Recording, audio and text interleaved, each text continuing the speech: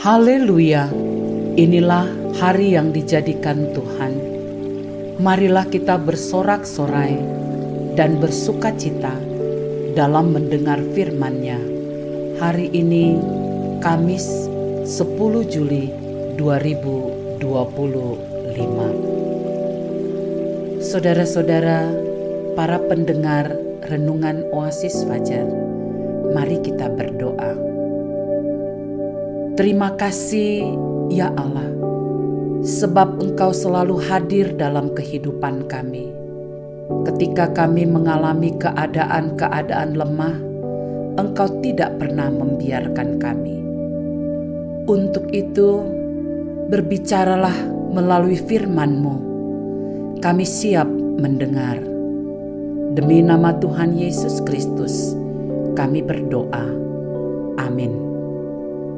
Para pendengar Renungan Oasis Fajar, pembacaan Alkitab kita terdapat dalam Yoel 2 ayat 25 hingga 27. Aku akan memulihkan kepadamu tahun-tahun yang hasilnya dimakan habis oleh belalang pindahan, belalang pelompat, belalang pelahap, dan belalang pengerip, tentaraku yang besar yang kukirim ke antara kamu.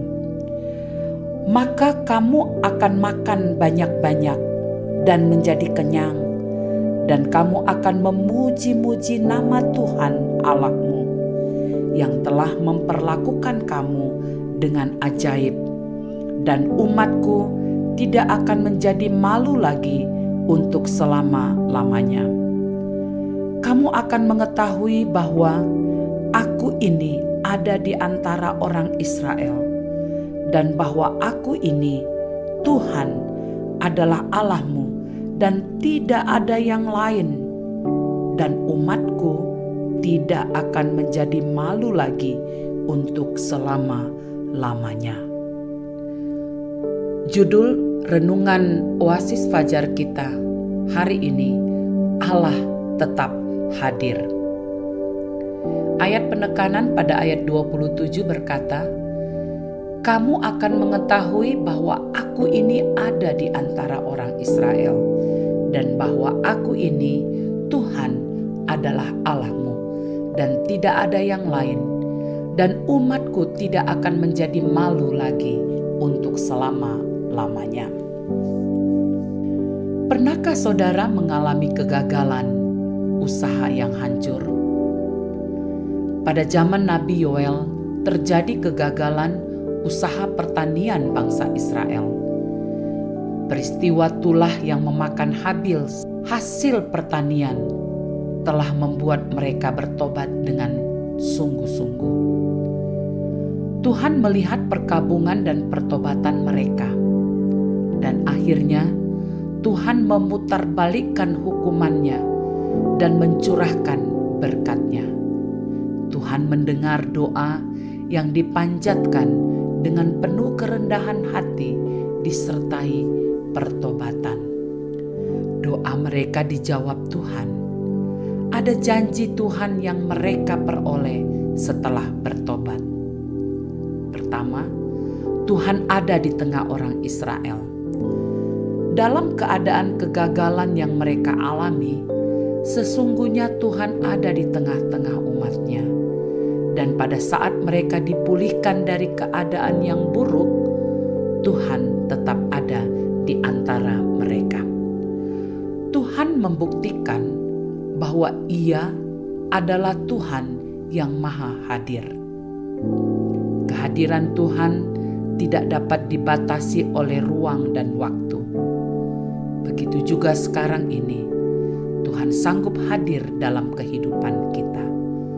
Dalam keadaan susah, pergumulan, beban yang berat, Dia tetap Tuhan yang sanggup hadir.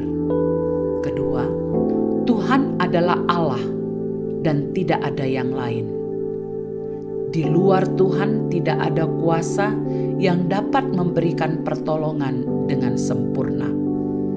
Dia adalah Allah yang patut disembah, Allah yang patut manusia berbakti, beribadah kepadanya. Dia adalah Tuhan yang Maha Kuasa, pemilik dan pencipta alam semesta. Dan yang ketiga, umatku tidak akan menjadi malu selama-lamanya.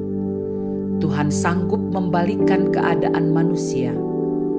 Pada saat bertobat dengan segenap hati, maka hukuman yang telah dirancangkan akan dibatalkannya. Keadaan yang hancur sekalipun dapat dipulihkannya. Janji Tuhan ini akan terjadi saat kita mau merendahkan hati dan setia kepada Tuhan. Tetapi jikalau kita kembali kepada perbuatan dosa, maka berkat Tuhan akan ditahan dan hukumannya tetap terjadi. Penegasan.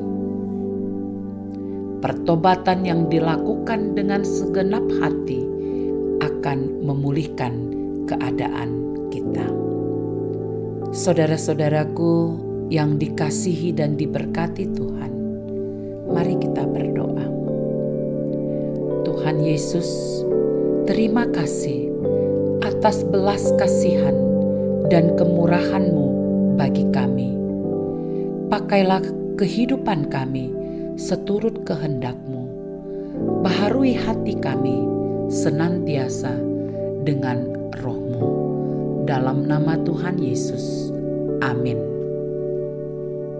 Para pendengar Renungan Oasis Fajar, demikianlah renungan kita hari ini. Tuhan melimpahkan berkat-Nya dan kekuatan bagi kita sekalian. Amin.